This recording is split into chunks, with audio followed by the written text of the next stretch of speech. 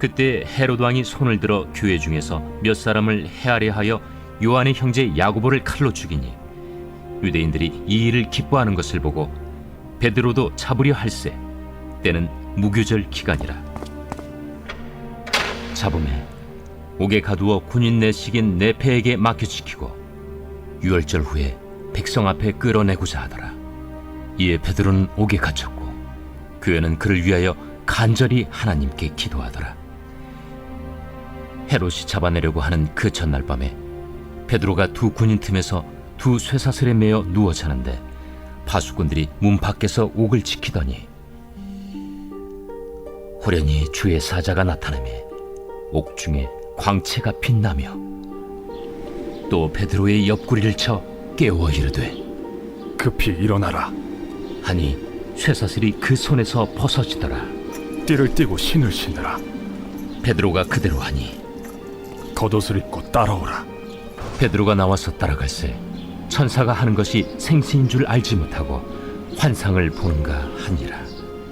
이에 첫째와 둘째 파수를 지나 시내로 통한 쇠문에 이르니 문이 저절로 열리는지라. 나와서 한 거리를 지나매 천사가 곧 떠나더라. 이에 베드로가 정신이 들어 이르되 내가 이제야 참으로 주께서 그의 천사를 보내어 나를 헤롯의 손과 유대 백성의 모든 기대에서 벗어나게 하신 줄 알겠노라. 깨닫고 마가라 하는 요한의 어머니 마리아의 집에 가니 여러 사람이 거기에 모여 기도하고 있더라. 할렐루야. 오늘도 하나님의 말씀을 가지고 승리하는 복된 날 되시기를 바랍니다. 스데반의 순교 이후에 교회는 박해를 당했지만 그러나 박해로 인해서 교회가 힘을 잃어버린 것은 아니었습니다. 오히려 이방에까지 복음이 퍼져나가고 특별히 그렇게 해서 안디옥 교회가 세워지고 그리스도인이라고 불려지는 은혜의 역사가 있었는데 본문에서는 잠시 복음의 확장이 멈춰서는 것 같은 모습을 보게 됩니다. 스데반의 순교 이후 박해를 겪던 교회에 다시 한번 시련이 찾아오게 됩니다. 헤롯은 기독교를 없애려고 하는 유대 종교 지도자들의 환심을 사서 정치적인 입지를 강화하기 위해 교회를 탄압합니다. 그 가운데서 예루살렘 교회 지도자였던 요한의 형제 야고보를 칼로 죽입니다. 전에는 백성들이 가만히 있지 않으면 어떻게 하나 눈치를 봤었는데 여론을 살피니까 유대인들이 그 일을 기뻐합니다. 자신들이 십자가에 못 박았던 예수를 생명의 주로 증거하는 기독교의 지도자가 처형당하니까 그들은 만족한 것입니다. 여기서 잠시 생각해 볼 것은 하나님은 야고보가 죽임을 당하도록 왜 그냥 내버려 두셨을까라는 점입니다. 이후에 나오는 내용이지만 야고보가 처했던 상황과 베드로가 처해졌던 상황은 서로 같았습니다. 둘 다 옥에 갇혔었지만 그러나 결과는 달랐습니다. 야고보는 순교했고 베드로는 놀라운 기적 가운데 풀려나게 됩니다. 하나님은 왜 베드로만 살려주셨고 야고보는 살려주시지 않으셨을까요? 베드로는 뭔가 훌륭한 것이 있었고 야고보는 뭔가 잘못한 것이 있다거나 부족함이 있어서였겠습니까? 그렇지 않았음을 우리는 잘 알고 있습니다. 그러나 우리가 다 알지 못하는 것은 하나님의 섭리와 뜻하심입니다. 한 사람은 살리시고 한 사람은 죽게 하신 하나님의 뜻을 우리는 다 알지 못하지만 하나님의 뜻하심이 있었음은 분명합니다. 복음을 제대로 전해보지도 못하고 젊은 나이에 원주민에게 살해당했던 짐 엘리엇 선교사를 아시죠? 하나님은 왜 그 젊은 선교사를 살려주시지 않으셨겠습니까? 우리나라에 들어왔던 젊은 선교사님들과 그의 자녀들을 하나님은 왜 그 생명을 보존해 주지 않으시고 일찍 데리고 가셨습니까?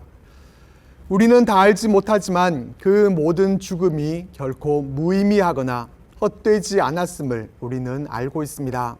모두 귀한 복음의 미랄이 되었고 그 미랄들을 통해서 많은 열매들이 맺어질 수 있었습니다. 이것을 기억하고 언제나 비록 보이지 않지만 하나님의 일하시는 손길이 있음을 기억하고 힘을 낼 수 있기를 바랍니다. 헤롯은 야고보의 죽음에 대해 유대인들이 기뻐하는 것을 보면서 이번에는 베드로도 죽이기 위해서 베드로를 잡아 가둡니다. 명절 기간에 잘 가둬놨다가 6월절이 끝나는 다음 날에 백성들 앞에 끌어내서 그를 죽이기 위해서 최선을 다합니다.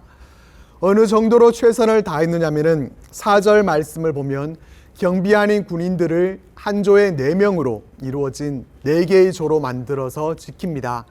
그 4명 중 2명은 베드로와 같이 쇠사슬에 매여서 양 곁에서 수비를 했고, 나머지 2명은 옥문 밖에서 1차와 2차의 파수를 서게 했습니다. 전에도 사도들이 기적적으로 빠져나온 적이 있었기 때문에 그런 기적이 다시는 일어날 수 없도록 철저하게 지켰습니다. 그래서 이 일을 놓고 교회는 하나님께 간절히 기도합니다. 야고보마저 잃었는데 베드로마저 잃어서는 안 된다는 생각으로 열심히 기도에 들어갑니다. 제가 나중에 말씀을 전하려고 메모해둔 말씀 제목이 있는데 라도가 아니라 르리어야 합니다 라는 제목입니다. 무슨 뜻인가 하면 기도라도가 아니라 기도를 이어야 한다는 것입니다. 우리는 기도라도 해보자 라는 말을 종종 쓰곤 합니다.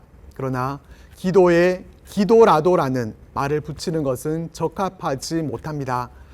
라도라는 말에는 별 소망 없이 기도밖에는 할 게 없으니까 이거라도 해보자라는 부정적인 뜻이 강합니다. 우리는 어떤 어렵고 힘든 일에든지 항상 먼저 기도를 할 수 있기 바랍니다. 우리의 기도를 들으시는 하나님이 전능하신 우리의 아버지이시기 때문입니다. 교회는 이렇게 베드로를 위해서 열심히 기도하고 있는 상황에서 6절 말씀을 보겠습니다. 헤롯이 잡아내려고 하는 그 전날 밤에 베드로가 두 군인 틈에서 두 쇠사슬에 매여 누워 자는데 파수꾼들이 문 밖에서 옥을 지키더니, 날이 밝으면 처형당할 와중에 베드로는 세월 좋게도 자고 있었습니다. 그 상황은 자려고 해도 잘 수 없는 상황이었습니다. 죽음을 앞두고 남기고 싶은 말, 이런저런 생각도 많았을 것이고, 쇠사슬의 양옆으로 로마 군인과 함께 묶여 있었으니까 자세도 더없이 불편했을 것입니다.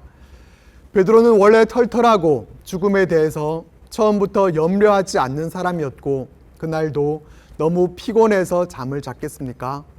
아니면 전에도 구원해 주셨던 하나님께서 이번에도 감옥에서 꺼내 주실 줄을 확신하고 그렇게 잠을 잘 수 있었겠습니까? 베드로의 속마음까지 다 알 수는 없지만 적어도 그에게는 탈출의 의지가 없었다는 것을 알 수 있습니다. 자신이 갇혀 있고 쇠사슬에 매여 있지만 주님을 향한 사랑과 믿음까지 결박할 수 없다는 그런 믿음만이 그에게 충만했을 것입니다. 자고 있는 베드로에게 호련히 주의 사자가 나타났고 베드로를 깨우면서 급히 일어나라고 하니까 쇠사슬은 힘없이 벗어져 버립니다. 자유로워진 그 손으로 베드로는 띠를 띠고 신을 신을 수 있었고, 천사가 겉옷을 입고 따라오라고 해서 따라가면서도 베드로는 환상을 보는 줄로 생각하고 있었습니다. 베드로를 지키던 첫째, 둘째 파수하는 군인들을 지나 시내로 통하는 마지막 쇠문이 저절로 열려졌고, 한 거리를 지나 천사가 떠난 후에서야 정신이 들어서 하나님께서 천사를 통해서 자신을 구원해 주셨다는 것을 깨달을 수 있었습니다. 깨달은 후에 베드로는 어떻게 합니까? 마가라는 요한의 어머니 마리아의 집으로 갑니다. 그곳은 이전에도 함께 모이던 곳이었고, 거기에는 많은 사람들이 함께 모여서 베드로를 위해 기도하고 있었기에 그곳으로 가게 됩니다. 사탄이 아무리 우리를 삼키려 해도 하나님께서 허락하지 않으시면 조금도 해할 수 없음을 보게 되고, 하나님은 우리가 기도할 때 천사를 보내셔서 우리 가운데 역사하시는 하나님이심을 보게 됩니다. 오늘 말씀을 통해 우리는 죽음과 같이 강한 박해도 결코 복음을 막아설 수 없고, 박해를 이기는 것은 성도들의 기도임을 마음에 새겨보게 됩니다. 오늘도 하나님 나라의 복음이 더욱 힘있게 전해질 수 있도록 이를 위해서 기도하고 언제나 기도로 승리하는 우리 모두의 삶이 되시기를 바랍니다. 기도드리겠습니다. 하나님, 헤롯이 베드로를 가두어 놓았지만 그러나 결코 복음은 옥 안에 갇혀 있을 수 없음을 말씀을 통해 생각해 봅니다. 하나님께서 베드로를 자유케 하신 것처럼 복음이 더욱 자유롭게 하나님의 말씀이 이 땅 가운데 능력 있게 잘 증거될 수 있도록 도와주시고 복음의 역사들이 오늘 이 시간에도 성도들의 기도를 통해 더욱 편만하게 이 땅 가운데 퍼져나갈 수 있도록 성령 하나님께서 함께하여 주옵소서. 예수님 이름으로 기도드립니다. 아멘.